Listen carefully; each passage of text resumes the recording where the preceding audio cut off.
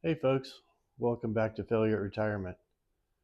So I made a video several days ago about my dad's favorite, or my favorite tool. Happens to be some I got from my dad. And also right before I made the video, I got a bunch of tools over the weekend. And I described that a little bit in that video, but I decided that video was way too long. So I cut it in half. So this is a new intro, and it's about the tools that I found at an estate sale and a swap meet, etc. So here we go. Hang on. So what's a guy do today? Well, I'm going to estate sales, flea markets, antique fairs all the time looking for these toys I'm always working on. Well, almost every garage has tools in them. Almost every garage has pretty vintage tools in them. So I started looking at that stuff and I started snagging up a little bit of it here and there. So let me turn this camera around and I'll show you part of this weekend score.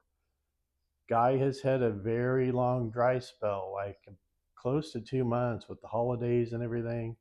The estate sales just weren't really happening. But this weekend, guy hit an estate sale on Thursday or Friday, I don't remember which. Hit a swap meet on Saturday, flea market on Sunday. I think I'm missing something already. Oh, had a marketplace deal in there too. So anyway, come home with some stuff. I'm going to show you a small part of it. Hang on. Okay, guys, here's part of this last weekend's haul. I'm not kidding you.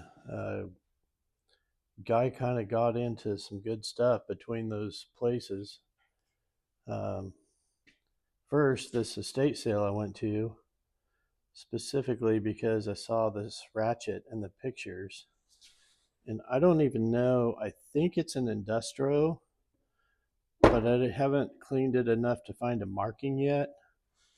So those had the removable anvil, and it came with the 3 anvils. And in the pictures online, I only saw one. But when I got to the estate sale, all 3 of them were in the same drawer with the ratchet.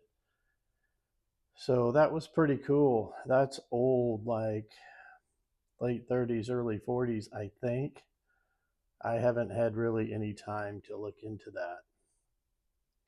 Mostly, so that I think is industrial. Mostly, a guy tries to stick to craftsman. And to be honest with you, the whole idea behind that, it's easy to find and it keeps the hoarding to a minimum, okay? And you're looking at this table going, yeah, sure, it's keeping it to a minimum. But anyway, I was super excited to find these first ones. These are called box heads, Craftsman. I believe they are from 1949 to 1954.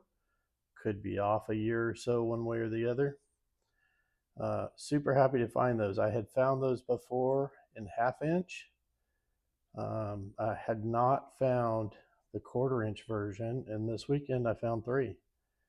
And as I'm looking at this, I just noticed this one has this indentation in the handle. The other 2 do not. So I'm going to have to look that up, but I think this one is maybe a little bit older. Anyway, that's cool. Next, you have the 1/4 inch drive, non-quick release. At first, I thought this was what they called a long lever, but further inspection, I don't believe it is. It's non-quick release, early pair head. That would be, I believe, late 60s, maybe like 65, 66, not really for sure. So next I found these 2 3/8 drive round head fine tooth. Super happy about that.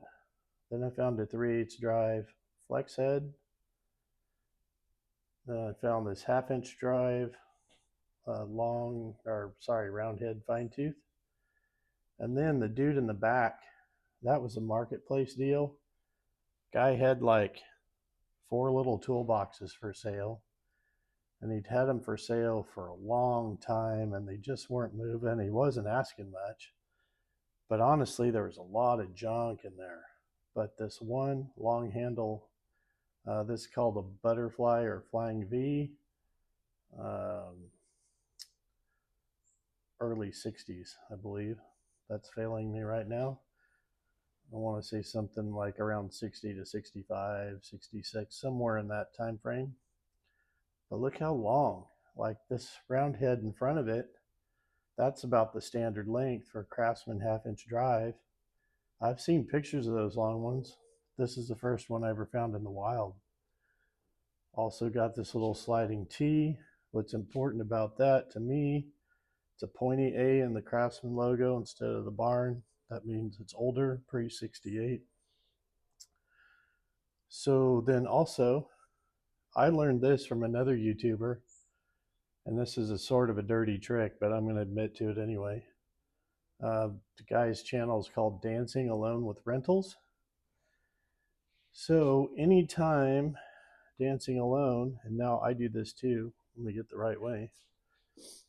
Anytime a guy can snag up a 10mm and just go ahead and just maybe just buy it by itself or in a group of other stuff, yeah, I go ahead and do that. Wow, we have a visitor. A bird just entered the chat. Wonderful. All right, I'm going to send him down the road. I'll restart the video. All right, sorry about that. Bird came right through the door I left open. My fault. Anyway, I buy up these 10mm. Dancing Alone with Rentals taught me that. Whenever I get a chance, I'll just snag a 10mm. And this isn't crazy. I've got like a half dozen of them that way. No big deal. It's a thing. If you know, you know. So the next thing that was pretty cool, also at the state sale with the really old ratchet, this is a Craftsman Circle U. And then found in the same drawer, the Circle U Craftsman socket to go with it.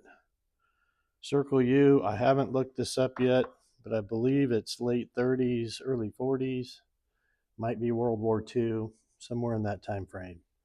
Really clean. So got a breaker bar, got a plumb wrench. None of this stuff has been cleaned or put away yet. Actually, a little bit has, but nothing here. Next, we have an underline C Craftsman. So that is 30s, I believe. So I recently started noticing those. Whenever I see the underline C, snag that up. So most of the rest of this, few of these wrenches were at the flea market. And again, these are, the A in the logo is pointy. So if a guy sees that and he can snag it up for next to nothing, that's what happens. Anyway, the rest of these here are part of that marketplace deal with the little toolboxes. There's more of them on the floor there. I still have to go through it. I just pulled out the best stuff. So this was all just a couple days ago. Hang on, let me turn the camera around. All right, I apologize. This video kind of got a little longer than I thought, but guy snags up some Craftsman tools at the estate sale whenever possible, because 10 bucks will bring you home a shocking amount of stuff. Okay, so what'd you think of that? That was probably the biggest tool haul I've ever done. I normally just kind of get a few here and there, half a dozen, 10 maybe. Once in a while at an estate sale, I'll come home with a small box full of stuff. But this time it was just a home run weekend, I guess you'd say. Anyway, let me know what your thoughts are. Let me know if I'm a hoarder. Drop a comment, and we'll see you next time on Failure Retirement. Have a good day.